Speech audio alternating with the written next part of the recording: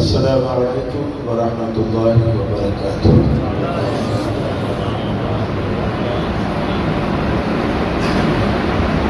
الحمد للہ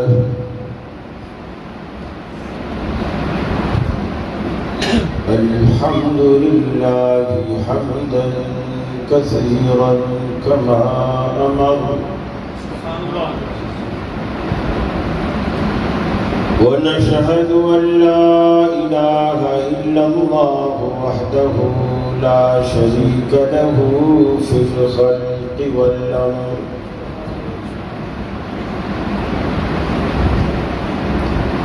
ونشهد أن سيدنا وسندنا محمدا عبده ورسوله،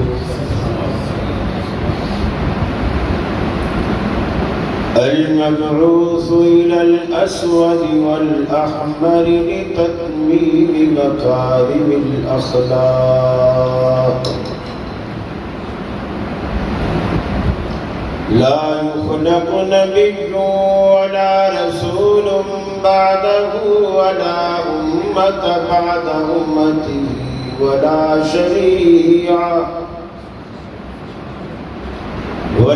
شريعة بعد شريعته ولا كتاب بعد كتابه، وصلى الله تعالى عليه وعلى آله وأصحابه الذين هم خلاصة العرب، الذين هم مفاتيح الرحمة ومصابيح الهدى. أعوذ بالله السميع العليم من الشيطان الرجيم. بسم الله الرحمن الرحيم.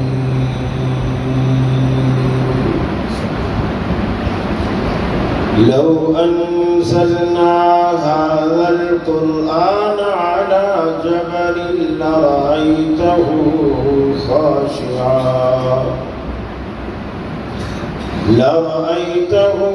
خاشعا متصدعا من خشية الله، وتلك الأمثال نضربها للناس لعلهم يتفكرون.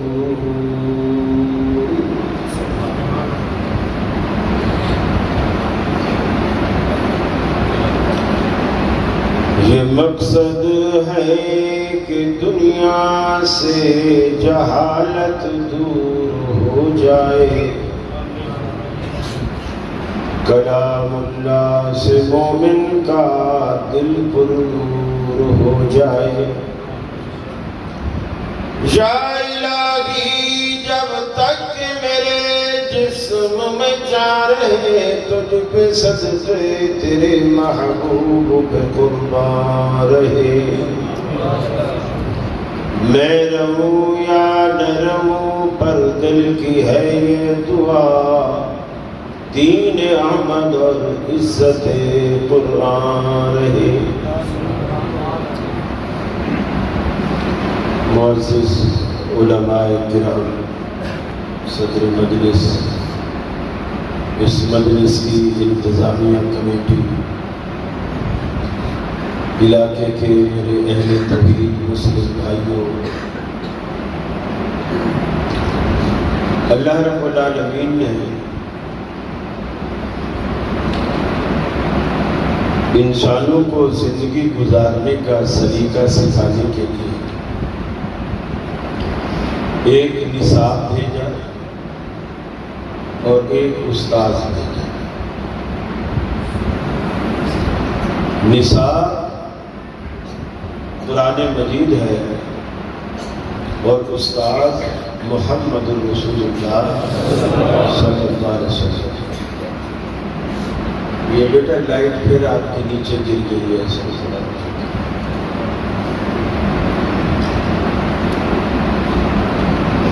اس میں کوئی شک نہیں کہ قرآن مجید دنیا کی عظیم ترین کتاب ہے،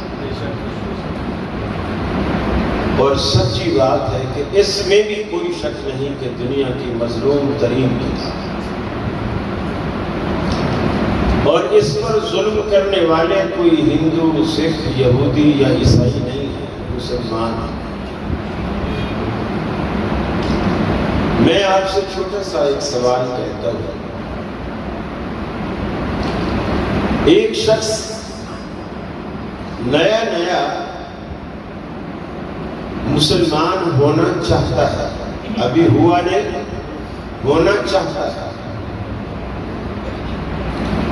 وہ اگر آپ سے پوچھے کہ بھائی آپ تو مسلمان ہو، میں ابھی ہونا چاہتا ہوں، لیکن میں مسلمان ہونے سے پہلے اسلام کو جاننا چاہتا ہوں، اسلام کی اسٹڈی کرنا چاہتا ہوں، اسلام کو سمجھنا چاہتا ہوں، تو مجھے تو مشورہ دو، میں کون سی کتاب پڑھوں؟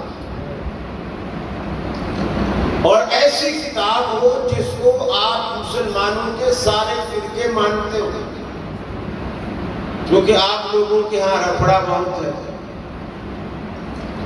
کوئی اس کو کافر کہہ رہا ہوتا ہے تو وہ جواب میں اس کو کافر کہہ رہا ہوتا ہے۔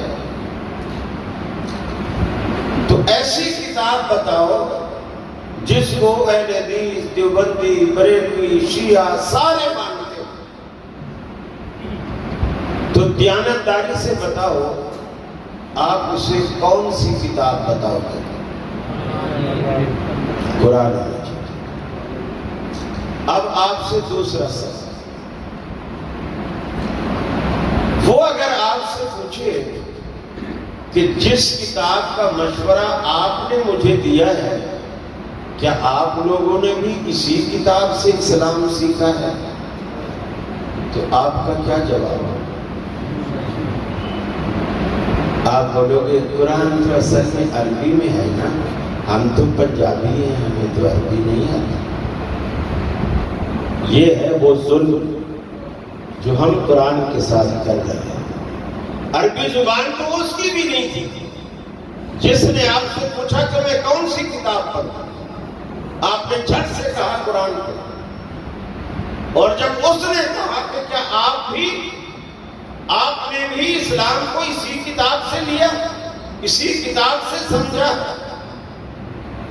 اب آپ چپ ہو۔ بالکل اس خان کی طرح جس نے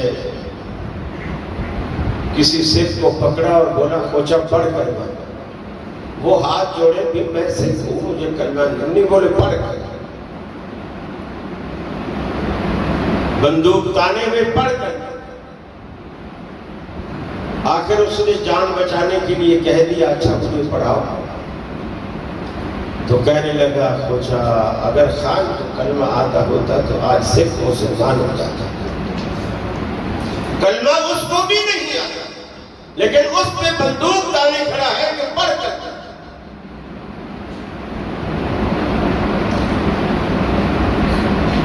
دنیا میں کوئی مریض کسی حکیم سے، ڈاکٹر سے جب اپنی بیماری کی دوا لے کر آتا ہے، وہ دوا نسخے میں لکھ کے دیتا ہے،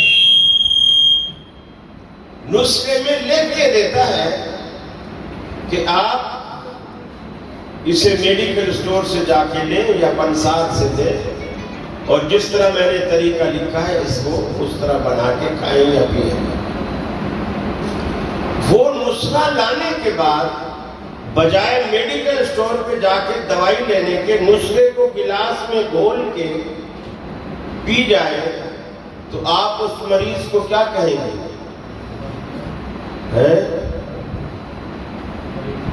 ہاں، آپ اسے کہیں گے یہ دماغی مریض ہے،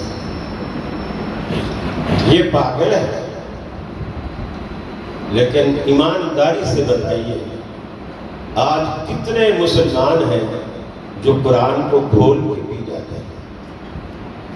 کبھی آپ نے کسی کو کہا کہ یہ دماغی مریض ہے؟ کتنے مسلمان؟ قرآن بھی تو ایک نسخہ ہے نا، یہ روحانی بیماریوں کا نسخہ ہے، یہ ہدایت کا نسخہ ہے، گمراہی سے بچانے کا نسخہ ہے، کفر سے بچانے کا نسخہ ہے، شرک سے بچانے کا نسخہ ہے، جنت کی راہ بتلانے کا نسخہ ہے، جہنم سے بچانے کا نسخہ ہے، اور آپ اسے کھول کے دیے جا رہے ہیں۔ اور قربان جائیے اور مولویوں پر جو پلیٹوں پہ لکھ لکھ کے زعفران اور کستوریاں اور پتہ نہیں کیا کیا لوگوں کو کھلا رہے ہیں۔ تیسرا سوال، اگر کوئی مریض ڈاکٹر سے نسخہ لکھوانے کے بعد اسے کھول کر نہیں پیتا بلکہ کسی سنار کے پاس جاتا ہے، اسے کہتا ہے کہ اس نسخے کو چاندی کی ڈبیا میں بند کر کے، خوبصورت ڈبیا، اور اس کے ساتھ چین خوبصورت لگا کے مجھے دے دو، اور وہ آ کے گلے میں لٹکا لیتا ہے یا بازو کے باندھ دیتا ہے، آپ اس مریض کو کیا کہو گے جس نے نسخہ گلے میں لٹکایا؟ کیا کہو گے؟ بے وقوف۔ اور آج کتنے مسلمان قرآن کے ساتھ یہی سلوک کر رہے ہیں۔ پوچھو تو دلیل یہ دیتے ہیں کہ میاں اللہ نے اس میں شفا رکھی، اللہ نے تو شہد میں بھی شفا رکھی ہے، اس کی بھی 1 کلو کی بوتل گلے میں لٹکا دو، اللہ نے کلونجی میں بھی شفا رکھی ہے، فرمایا موت کے سوا ہر بیماری کا علاج، آدھا کلو تھیلی وہ بھی گلے میں لٹکا دو۔ شفا حاصل کرنے کا کوئی طریقہ ہوتا ہے، یہ باندھنا لٹکانا کو تو کوئی طریقہ نہیں۔ صحابہ کرام تو اس طریقے سے شفا حاصل نہیں کرتے تھے، قرآن سیکھا کرتے تھے، قرآن پڑھا کرتے تھے، قرآن سمجھا کرتے تھے، قرآن پہ عمل کیا کرتے تھے۔ یہ ہے اصل شفا یابی کا طریقہ۔ یہ قرآن کے 4 حق ہیں آپ پر بنیادی، اس کا پڑھنا، قرآن مجید کا پڑھنا، پڑھنے کے بعد اس کو سمجھنا، اور تیسرا اس پر عمل کرنا، اور چوتھا اس کو دوسروں تک پہنچانا۔ یہ قرآن کے بنیادی حقوق، ہم اس کی عظمت سے نہ واقف ہیں۔ فرمایا لو انزلنا هذا القرآن على جبل، اے دنیا والو، اگر قرآن مجید کو ہم پہاڑوں پر اتارتے، پہاڑوں پر نازل کرتے، لَرَأَيْتَهُ خَاشِعًا مُتَصَدِّعًا، تو دیکھتا کہ یہ بھاری بھرکم پہاڑ اللہ رب العالمین کے خوف سے پھٹ جاتے، لرز جاتے، ریزہ ریزہ ہو جاتے۔ اس قرآن کی عظمت اور ہیبت کا یہ عالم ہے۔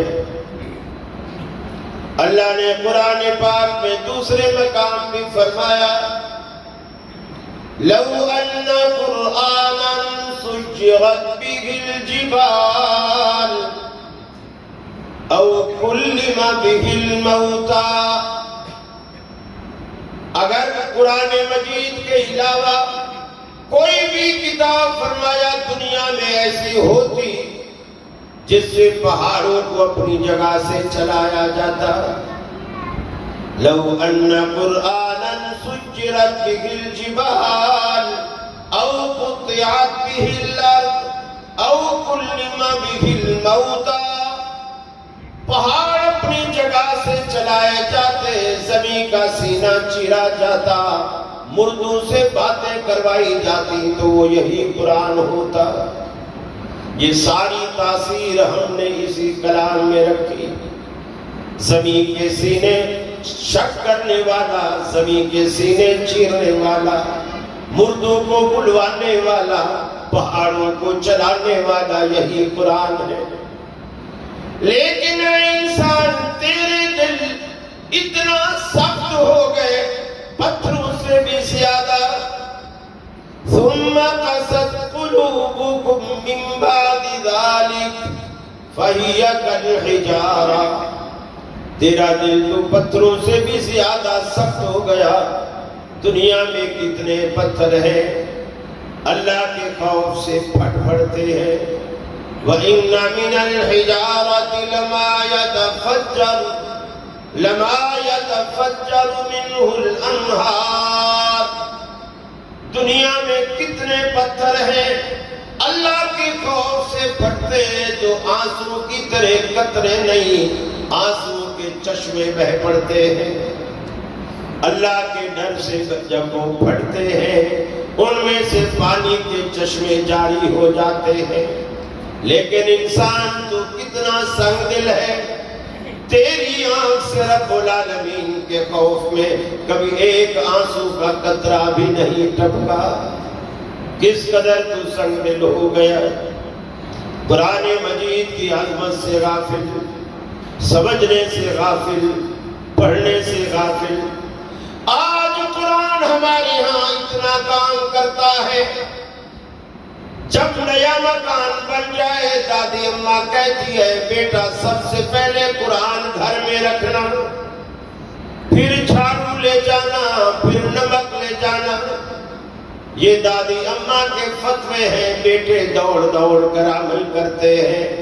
وہ قرآن اتنا اونچا رکھنا، بیٹا اتنا اونچا رکھنا کہ کسی کی پیٹھ بھی قرآن کو نہ ہو، گویا بڑی عظمت ہے۔ کئی غلافوں میں لپیٹ کے رکھنا، ریشمی غلافوں میں لپیٹ کے رکھنا، پھر جب گھر میں کوئی جھگڑا ہو جائے، تکرار ہو جائے، چوری کا کسی پر الزام ہو جائے یا اور کوئی معاملہ بن جائے، پھر قسم کی باری آتی ہے، پھر پوری زندگی میں اسی وقت قرآن یاد آتا ہے۔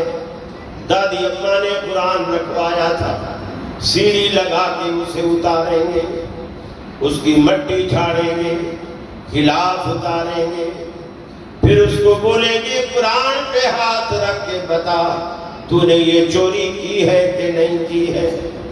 ارے قرآن کو رب العالمین نے ان مقاصد کے لیے نہیں بھیجا، یہ بڑی عظیم کتاب دلوں کے زنگ اتارنے والی، دلوں سے شرک اور کفر کو بھگانے والی۔ ہم ایک عذر لے کر کے بیٹھے ہیں، مولوی صاحب ہم قرآن کو سمجھے تو کیسے، قرآن کو پڑھے تو کیسے؟ میں تو سندھی ہوں، میں بلوچی ہوں، میں پنجابی ہوں، میں انگریز ہوں، میں قرآن کو کیسے سمجھوں؟ قرآن تو عربی میں ہے۔ ارے میں آپ سے پوچھتا ہوں، آپ کا ایک اکلوتا بیٹا، ایک اکلوتا بیٹا امریکہ میں پڑھنے چلا گیا یا نوکری کرنے چلا گیا، کماتا رہا پیسے بھیجتا رہا، کماتا رہا پیسے بھیجتا رہا، ہر ہفتے آپ کی فون پہ بھی بات ہوتی ہے، لیکن ایک عرصہ گزر گیا، پیسے آنا بند ہو گئے، فون آنا بند ہو گئے، میسج آنا بند ہو گئے۔ ایک مہینہ، 2 مہینے، حتیٰ کہ سال گزر گیا، بیٹے کی کوئی خبر نہیں آئی۔ بندہ پریشان ہے، فون کیوں نہیں آتا؟ ہم فون کرتے ہیں تو فون بند ملتا ہے، رابطے کی کوئی شکل نہیں ہو پا رہی۔ ہمارا بیٹا کس حال میں ہے، زندہ ہے کہ مر گیا ہے؟ ہم پریشانی کے عالم میں زندگی گزارتے ہیں۔ ڈاکٹر اپنے ڈاکیے کو، علاقے والے ڈاکیوں کو پکڑ کے کہتے ہیں بھائی منیر، میرے بیٹے کی کوئی چٹھی چپاٹی، کوئی خیر خبر آئے تو مجھے ضرور بتانا۔ منیر میاں کہتا ہے جنید بھیا فکر نہ کرے، آپ کا بیٹا سمجھو ہمارا بیٹا ہے، جیسے چٹھی آئے گی میں دروازہ کھٹکا کے آپ کو پہنچاؤں گا۔ پورا سال گزر گیا انتظار کرتے کرتے، آج سال کے بعد ڈاکیے نے، منیر میاں نے گھنٹی بجائی، دوپہر کا وقت ہے، بیگم نے کھانا پکا کر ٹیبل پہ لگا دیا، آپ بھی بیٹھ گئے، وہ بھی بیٹھ گئی۔ ابھی آپ نے پہلا نوالا توڑا تھا کہ ڈاکیے نے بیل بجائی۔ جنید بھائی جس چٹھی کا آپ کو انتظار تھا وہ چٹھی آ گئی۔ ایمانداری سے بتائیے آپ ڈاکیے کو کیا بولیں گے؟ رک جاؤ، ہم ابھی کھانا کھا رہے ہیں، کھانے سے فارغ ہوں گے تو تم سے خط لیں گے، ایسا بولیں گے؟ آپ کے ہاتھ سے نوالا گر جائے گا، اگر منہ میں ڈالا ہے تو حلق سے نیچے نہیں اترے گا، بھاگ کے جائیں گے، دروازہ کھولیں گے، چٹھی لیں گے۔ آپ نے جیسے چٹھی کھولی، ابتدا سے لے کر آخر تک سارا کا سارا خط انگریزی میں لکھا ہے، اس لیے کہ مدت گزر گئی اس کو امریکہ میں رہتے ہوئے، اس نے اپنے ابا پر روب جھاڑا، انگریزی میں خط لکھا۔ آپ انگریزی میں لکھا ہوا خط دیکھ کر ایمانداری سے بتائیے بیگم کو بولیں گے اسے تندور میں ڈالو، اسے تندور میں ڈالو، ایسا کہیں گے؟ کیا کہیں گے؟ آپ کیا کریں گے؟ آپ کہیں گے ٹیوٹر آئے گا، اس سے خط پڑھواؤ، کسی ڈاکٹر سے پڑھواؤ، اسکول ماسٹر سے پڑھواؤ۔ پہلے زمانے میں لوگ خط بھی اسکول ٹیچروں سے لکھوایا کرتے تھے، انہی سے پڑھوایا کرتے تھے، انہی سے سمجھا کرتے تھے۔ آج یہ طریقہ آپ اختیار کریں گے، کسی انگریزی جاننے والے سے خط پڑھواؤ، انگریزی جاننے والے سے ترجمہ کراؤ، تاکہ ہمیں پتہ چلے کہ ہمارا بیٹا کس حال میں ہے۔ حالانکہ صرف 1 سال بعد خط آیا، 1 سال بعد۔ بیٹے سے آپ کا تعلق ہے، بیٹے سے آپ کا رشتہ ہے۔ آسمانوں سے اپنے بندوں کے نام اللہ کی یہ چٹھی قرآن کی شکل میں 1400 سال سے آپ کے پڑھنے کا انتظار کر رہی ہے، لیکن آپ کھولنا بھی گوارا نہیں کرتے، اس عذر کی بنیاد پر کہ یہ قرآن عربی میں ہے۔ ارے تیرے بیٹے کا بھی تو خط انگریزی میں تھا، تو وہ زبان بھی نہیں جانتا تھا، پھر بھی تو کسی سمجھنے والے سے سمجھا، قرآن کو بھی تو کسی سمجھنے والے سے سمجھا جا سکتا ہے۔ آپ کی آسانی کے لیے اللہ نے آج ہر زبان میں اس کے ترجمے کرا دیے، اردو میں بھی ترجمے، انگریزی میں بھی ترجمے، حتیٰ کہ پنجابی اور سندھی میں بھی تراجم موجود ہے۔ آپ کو یہ عذر یہ بالکل آپ کے پاس نہیں ہے کہ میں قرآن کو سمجھ نہیں سکتا، یہ بہانے ہیں، یہ قرآن کے ساتھ ظلم ہے۔ 1400 سال سے قرآن انتظار کر رہا ہے۔ جزدان حریر و ریشم کے اور چاند ستارے چاندی کے، پھر عطر کی بارش ہوتی ہے، خوشبو میں بسایا جاتا ہوں، خوشبو میں بسایا جاتا ہوں۔ فرمایا قانون پہ راضی غیروں کے، مجھ سے عقیدت کے دعوے، قانون پہ راضی غیروں کے، ہر محفل میں سنایا جاتا ہوں، یوں بھی ستایا جاتا ہوں۔ یہ قرآن مجید کا مظلوم قرآن مجید کی فریاد ہے۔ جب قول و قسم لینے کے لیے تکرار کی نوبت آتی ہے، پھر میری ضرورت پڑتی ہے، ہاتھوں میں اٹھایا جاتا ہوں۔ میرے بھائیوں، قرآن کے ساتھ یہ ظلم کرنا چھوڑ دیجئے، قرآن پہ عمل کیجئے۔ ہر گھر میں حافظ کی شکل میں ایک شمع روشن کیجئے۔ آپ کو جس طرح ایک ڈاکٹر چاہیے، انجینئر چاہیے، پروفیسر چاہیے، اسی طرح مستقل بنیادوں پر آپ کو ایک حافظ، قاری اور عالم بھی چاہیے، جو آپ لوگوں کے روحانی علاج کر سکے، دینی احکامات آپ کو بتلا سکے۔ آپ سمجھتے ہیں قرآن سچی چیز ہے، یہ اتنی عظیم چیز ہے، اللہ کی قسم ایک ڈاکٹر ایک بندے کی بھی سفارش نہیں کرے گا روز آخرت، ایک انجینئر ایک بندے کی بھی سفارش نہیں کرے گا روز آخرت، لیکن اللہ کے حبیب فرماتے ہیں رب العالمین حافظ کو اختیار دے گا اس کے رشتہ داروں میں سے جن پر 10 ایسے رشتہ دار جن کا دوزخ میں جانے کا فیصلہ اللہ کر چکا ہوگا، عقیدہ ان کا صحیح ہوگا لیکن اعمال میں خرابیاں ہوں گی، اللہ رب العالمین اس کے رشتہ دار حافظ سے کہے گا اگر تو ان کی سفارش کرے تو میں ان کو دوزخ سے جنت کی طرف موڑ دیتا ہوں۔ وہ سفارش کرے گا، اللہ رب العالمین ان 10 کے 10 کو معاف فرما دے گا۔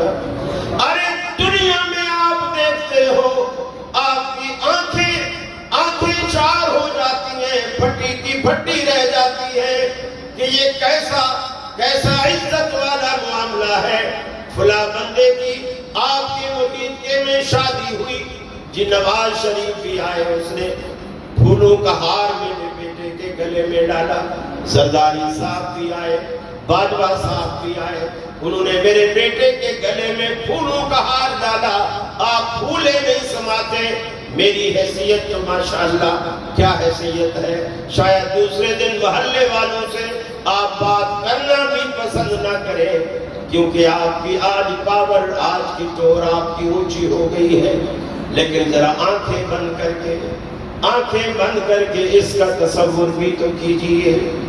اللہ کے حبیب فرماتے ہیں پوری کی پوری کائنات میدان معاشر میں روز آخرت جب جمع ہوگی، اللہ رب العالمین حافظ کے والد کو بلائے گا، پوری کی پوری کائنات جمع ہے، آدم علیہ السلام سے لے کر آج تک، اور جتنے لوگ فوت ہو چکے وہ، جتنے باقی ہیں وہ، قیامت تک جتنے آنے والے ہیں وہ، اللہ ان سب کو جمع کرے گا، سب کے سامنے رب العالمین اس حافظ کے والد کو بلائے گا، پھر فرمایا اپنے ہاتھ سے اس کے سر پر ایسا تاج رکھے گا جس کی روشنی سے فرمایا سورج بھی مان پڑ جائے گا، اس کی عزت جس کو اللہ نواز شریف گلے میں ہاتھ ڈالے وہ پھولا نہیں سماتا، ارے جس کو کائنات کا مالک اور خالق اس کے سر پہ تاج رکھے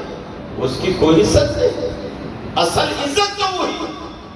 پھر آپ دنیا میں دیکھو بڑے بڑے جب جلسے ہوتے ہیں، تقریبات ہوتی ہیں، یہ جو بڑے لوگ آتے ہیں، کالی گاڑیاں ہوتی ہیں اور جھنڈے والی گاڑیاں ہوتی ہیں، اور یہ کالی جھنڈے والی گاڑیاں جب آتی ہیں ان میں بیٹھنے والے آپ سمجھتے ہیں یہ بڑے لوگ ہیں، یہ انتہائی کمزور ہیں۔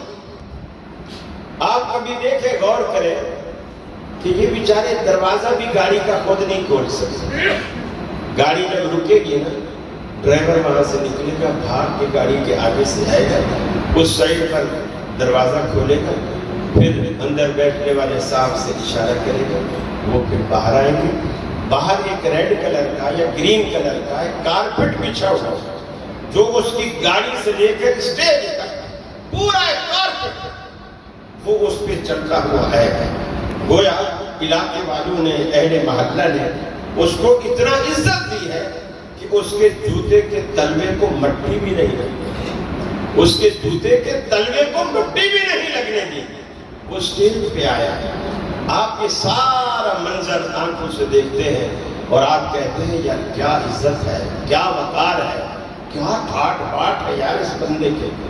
ذرا آنکھیں بند کر کے تصور کیجئے، اللہ کے رسول صلی اللہ علیہ وسلم فرماتے ہیں قرآن کا طالب علم، دین کا طالب علم، دین سیکھنے کے لیے جب اپنے گھر سے نکلتا ہے، اس کے گھر سے لے کر اس کے مدرسے تک اللہ کی رحمت کے فرشتے اس کے قدموں تلے اپنے پر بچھاتے ہیں۔ کہاں وہ ریڈ کلر کا کارپٹ اور کہاں رحمت کے فرشتوں کے پر؟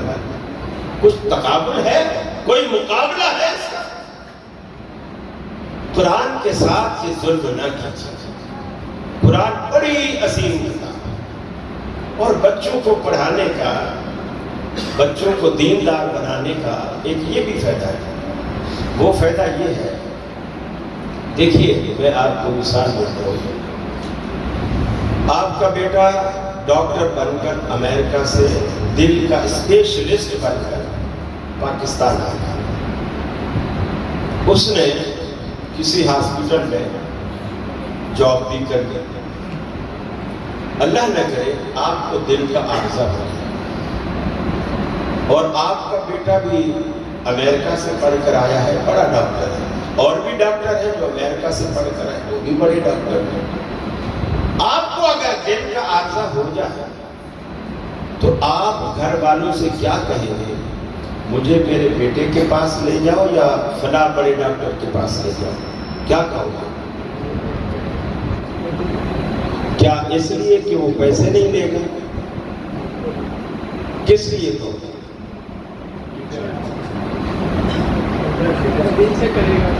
ہاں، اس لیے کہ باپ پر جو بیٹا توجہ دے سکتا ہے نا، دوسرے ڈاکٹر تو بس تنخواہ ہی حلال کریں گے، باقی مرے یا بچے ان کی بلا سے۔ آپ کہیں گے میرا بیٹا جہاں ہے مجھے وہاں لے دو، مجھے چیک اپ بیٹے سے، ایسے کی بات نہیں، بیٹا میری مجھ پہ توجہ دے، وہ میرا خیال رکھے، وہ دل سے علاج کرے، یہ جو سب سے بڑی وجہ ہے وہ دل سے علاج کرے۔ یہی چیز آپ یہاں بھی سوچ لیں کہ میں اگر مروں، مرنا تو ہم نے ہے، یہ تو نہیں کہ ہم نے نہیں مرنا، کہ میں اگر مروں تو میرا جنازہ میرا بیٹا پڑھائے، میرا جنازہ میرا بیٹا پڑھائے۔ کیوں؟ اس لیے کہ جو دل سے وہ دعائیں دے گا آپ کو دوسرا کرایہ کا مولوی نہیں دے سکتے، یہ کھری بات ہے۔ مجھے اچھی طرح یاد ہے 96 میں میرے والد صاحب فوت ہوئے، یقین مانیے جنازے میں جو کیفیت اس وقت میرے دل میں تھی جنازے میں، اس کے بعد ہم نے سینکڑوں جنازے پڑھائے ہیں، وہ کیفیت کبھی پیدا ہی نہیں، وہ پیدا ہی نہیں۔ یہ حقیقت ہے، ہم مر جائیں گے، کوئی تو ہو جو پیچھے مسجد میں پہلی صف میں بیٹھا ہو یا امامت کے مصلی پر بیٹھا ہو اور وہ کہہ رہا ہو اللہم رب ارحمہما کما ربیانی صغیرا، اے اللہ میرے بوڑھے باپ جو آج تیری جوار رحمت میں آ چکے ہیں، ان پر تو اس سے بھی بڑھ کر مہربانی اور رحمت فرما جس طرح انہوں نے میرے بچپن میں مجھ پہ مہربانی اور شفقت کی ہے۔ کوئی تو ہو، کوئی تو ہو۔ اور آج میں آپ کے سامنے بیٹھا ہوں، منبر پر بیٹھا ہوں، آپ سب نیچے بیٹھے، میں اوپر بیٹھا، لوگ سمجھتے مولویوں کا کیا سکوپ ہے، یقین مانیے مولویوں کا اتنا سکوپ ہے دنیا میں کسی کا نہیں، اتنا بڑا سکوپ۔ میں یہاں بیٹھے ہوں، اگر اس جگہ میں بالکل آپ دل کی تہ میں جھانک کر اور وہاں دیکھ کر پھر مجھے جواب دیں، اگر اس جگہ آپ کا بیٹا، آپ کا پوتا، آپ کا بھائی، آپ کا نواسا یہاں بیٹھا ہوتا اور اسی طرح باز کر رہا ہوتا، دیانتداری سے بتائیے آپ کا سر شرم سے جھک جاتا یا فخر سے اٹھ جاتا؟ یہ ہے بات سوچو، یہ شرمندگی والا کام نہیں ہے۔ کیا میرا چہرہ زیادہ خوبصورت ہے؟ آپ نے مجھے ٹکٹ دے کے کراچی سے بلایا، چہرہ دیکھنے کے لیے، چہرہ تو لوگ ٹی وی پہ دیکھتے رہتے ہیں۔ یہ اللہ نے وہ عزت دی ہے دین کی وجہ سے، دین کی وجہ سے، دین سے جڑنے کی وجہ سے اللہ رب العالمین نے عزت دی۔ حضرت عمر رضی اللہ تعالیٰ عنہ صحابہ کرام رسول اللہ صلی اللہ علیہ وسلم کی مجلس میں جمع تھے، اور آپ کبھی کبھی صحابہ کرام کے ساتھ خوش طبیعی فرماتے ہیں۔ مولویوں کو بھی خوش مزاج اور خوش طبع ہونا چاہیے، روکھا مولوی نہیں اچھا ہوتا، وہ سنت کے بھی خلاف ہے روکھا۔ مولوی، اور خاص کر وہابیوں میں تو کثرت سے بات ہوتی ہے، اس روکھے پن کو بھی ختم، کسی کو ملو تو مسکراہٹ، چہرے پر رونق، مسکراہٹ، تاکہ سامنے آنے والے کو یہ پتا چلے میرے آنے سے اس کو خوشی ہوئی۔ آپ اسے کچھ نہیں دے سکتے تو چہرے پہ مسکراہٹ ہی ہے، یہ بھی ایک صدقہ ہے۔ یہ صدقہ بھی آپ کر کے دیکھیں کبھی، پھر دیکھیں لوگ آپ سے کتنا پیار کرتے ہیں، کتنی محبت کرتے ہیں۔ اللہ کے رسول صلی اللہ علیہ وسلم ان جیسا سنجیدہ، ان جیسا متانت پسند کون ہو سکتا ہے؟ لیکن آپ بیویوں کے ساتھ بھی خوش طبیعی فرماتے ہیں۔ حضرت عائشہ سے رات کے وقت جنگل میں جب دونوں اکیلے ہیں، کہا عائشہ اور دوڑ لگا، دیکھتے کون تیز بھاگتا ہے۔ یہ کون کہہ رہے ہیں؟ امام الانبیاء۔ آپ نے کبھی بیگم کے ساتھ دوڑ لگائی؟ امام الانبیاء نے دوڑ لگائی، ایک مرتبہ نہیں، 2 مرتبہ۔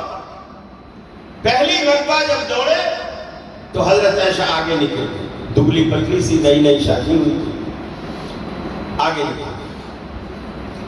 رسول اللہ صلی اللہ علیہ وسلم بھی مسکرائے اور کہا عائشہ ٹھیک ہے، میں ہار گیا، تم جیت گئی۔ کئی سال جب گزر گئے تو اسی طرح کا کوئی موقع آیا، آپ نے فرمایا عائشہ آؤ، آج پھر دوڑ لگا۔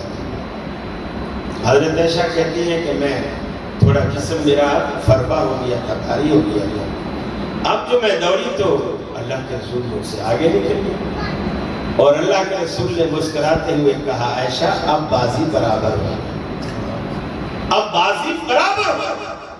گھر والوں کے ساتھ بھی خوش طبی، صحابہ کے ساتھ بھی خوش طبی۔ صحابہ کے ساتھ بیٹھے بیٹھے آپ نے ایک پہیلی پوچھی، اللہ کے نبی نے پہیلی پوچھی صحابہ سے، فرمایا کہ وہ کون سا درخت ہے جس کے پتے نہیں جھڑتے؟ وہ کون سا درخت ہے جس کے پتے نہیں جھڑتے؟ سارے بڑے بڑے صحابہ سوچ میں پڑ گئے کہ ایسا کون سا درخت ہے، پتے تو ہر درخت کے جھڑتے ہیں، ہوا چلتی ہے یا ویسے پیلے ہو کے خلا میں ویسے جھڑ جاتے ہیں، ایسا تو کوئی درخت نہیں۔ اللہ اکبر، رسول اللہ صلی اللہ علیہ وسلم نے خود بتلا دیا کہ وہ کھجور کا درخت ہے جس کے پتے نہیں جھڑتے کسی بھی موسم۔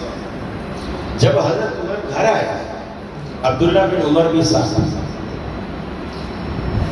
عبداللہ بن عمر نے کہا حضرت عمر سے، ابو جب اللہ کے رسول نے سوال کیا تھا نا، اس وقت فوراً میرے ذہن میں آیا تھا کہ وہ کھجور کا درخت ہے، لیکن میں نے دیکھا انکل ابو بکر بھی چپ بیٹھے ہیں، ابو بھی چپ بیٹھے ہیں، باقی بھی سارے بڑے بڑے صحابہ چپ بیٹھے ہیں، تو یہ کہیں میرا کھڑے ہو کر جواب دینا کہیں گستاخی شمار نہ ہو۔ حضرت عمر نے کہا بیٹا اللہ کی قسم، اگر اس وقت تو کھڑے ہو کر جواب دے دیتا نا، میرا سر فخر سے بلند ہو جاتا۔ بیٹے جب کوئی اچھا کام کرتے ہیں نا تو ماں باپ کا سر فخر سے بلند ہوتا ہے، اور قرآن سے اچھا کام اور کیا ہو سکتا ہے؟ آپ کے بچے اگر قرآن مجید پڑھیں، قرآن مجید سیکھیں، ایک ایک حرف پر جو اللہ رب العالمین 10 نیکیاں دیتا ہے۔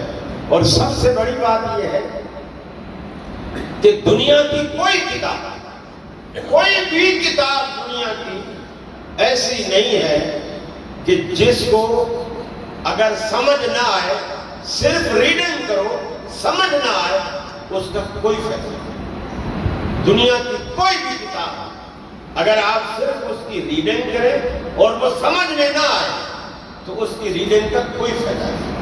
قرآن واحد کتاب ہے جس کو بغیر سمجھے بھی پڑھے تو ایک ایک حرف پر 10 نہیں کیا گیا۔ اسی لیے اللہ کے رسول نے صلی اللہ علیہ وسلم مثال بھی ان 3 حروف کی دی جس کے معنی آپ نے صحابہ کو نہیں بتایا۔ الف لام میم، فرمایا یہ الگ الگ 3 حرف ہے، الف الگ حرف ہے، لام الگ حرف ہے، میم الگ حرف ہے۔ جو الف لام میم پڑھتا ہے وہ 30 نیکیاں پاتا ہے۔ اندازہ لگائے قرآن مجید اللہ نے بڑی عظیم کتاب آپ کو عطا کی، فرمایا ان ھذا القرآن یہدی للتی ہی اقوم. قرآن مجید وہ کتاب ہے جو آپ کو ایسا راستہ دکھاتا ہے جو سیدھا جنت میں جانے والا. یا اقوم سب سے سیدھا ترین راستہ جو راستہ قرآن مجید بتلاتا ہے. دو باتیں ذہن میں بٹھا لیجیے. قرآن مجید کو پڑھا کیجئے, قرآن مجید کو سمجھیے تو رسول اللہ کی زبان سے سمجھیے. اللہ کہتا ہے اللہ کے حبیب ہم نے قرآن مجید کو تیری زبان پر علی لسان محمد, ہم محمد عربی کی زبان پر قرآن کو سہل کیا. اور قرآن خود بھی دعوت فکر دیتا ہے وَلَقَدْ يَسَّرْنَا الْقُرْآنَ لِلذِّكْرِ فَهَلْ مِن مُدَّكِرٍ.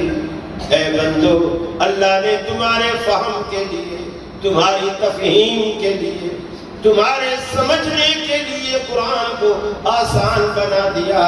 کوئی ہے اسے سمجھنے والا؟ حالانکہ یہ اللہ رب العالمین کی کتاب ہے. اللہ رب العالمین کی کتاب ہونے کے باوجود اتنا آسان, اتنا سہل کہ آج ہم جیسے کم علم بندے بھی قرآن کو پڑھ بھی لیتے ہیں, قرآن کو سمجھ بھی لیتے ہیں. اللہ نے اپنے معیار پر قرآن کو نہیں اتارا, انسان کی سمجھ کے معیار پر اللہ نے قرآن کو رکھا تاکہ لوگ اسے سمجھتے چلے جائیں, پڑھتے چلے جائیں. اللہ رب العالمین آپ کو عزتوں سے نوازے گا. یہ ادارے دین کے مرکز جتنے بھی ادارے ہوتے ہیں یہ دین کے کلے ہوتے ہیں.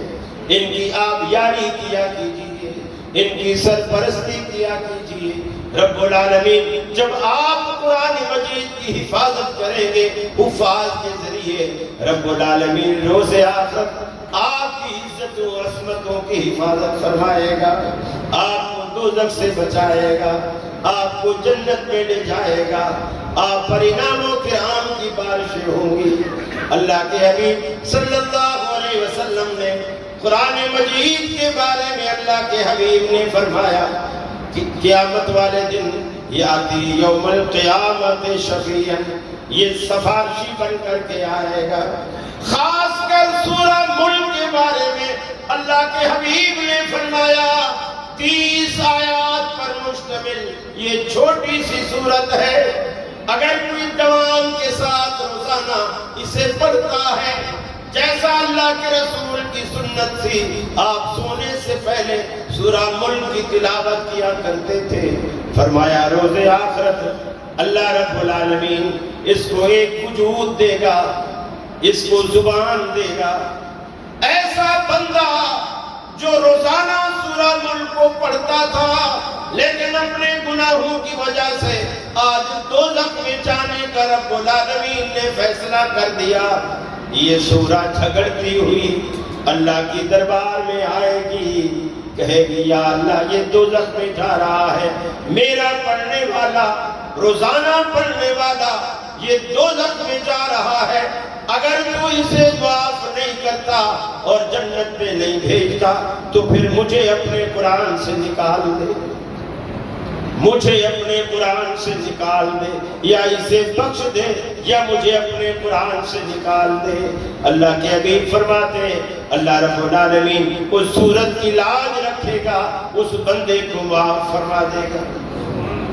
چھوٹی چھوٹی صورت, صرف سورہ اخلاص قل هو اللہ احد. حدیث میں آتا ہے حضرت معاویہ بن معاویہ المزنی رضی اللہ تعالی عنہ بڑے جلیل القدر صحابی تھے, اور یہ قرآن مجید خاص کر سورہ اخلاص اٹھتے بیٹھتے چلتے پھرتے پڑھا کرتے تھے. جب فوت ہو گئے نبی رحمت صلی اللہ علیہ وسلم نے جنازہ پڑھایا, اور جب جنازہ پڑھایا تو جنازہ پڑھانے کے بعد آپ کو جبریل امین آ کر کے ملے. آپ نے فرمایا جبریل تو کہا یا رسول اللہ, اللہ نے ہمیں معاویہ بن معاویہ المزنی کے جنازے میں بھیجا ہے, اور صرف میں اکیلا نہیں آیا, میرے ساتھ 70,000 فرشتے آئے. آپ نے پوچھا کہ یہ کام کیا کرتا تھا جس کی وجہ سے اللہ کے ہاں اتنی عظمت تھی؟ یہ کام کیا کرتا تھا؟ جبریل امین بتاتے ہیں کہ اس کا صرف ایک کام تھا.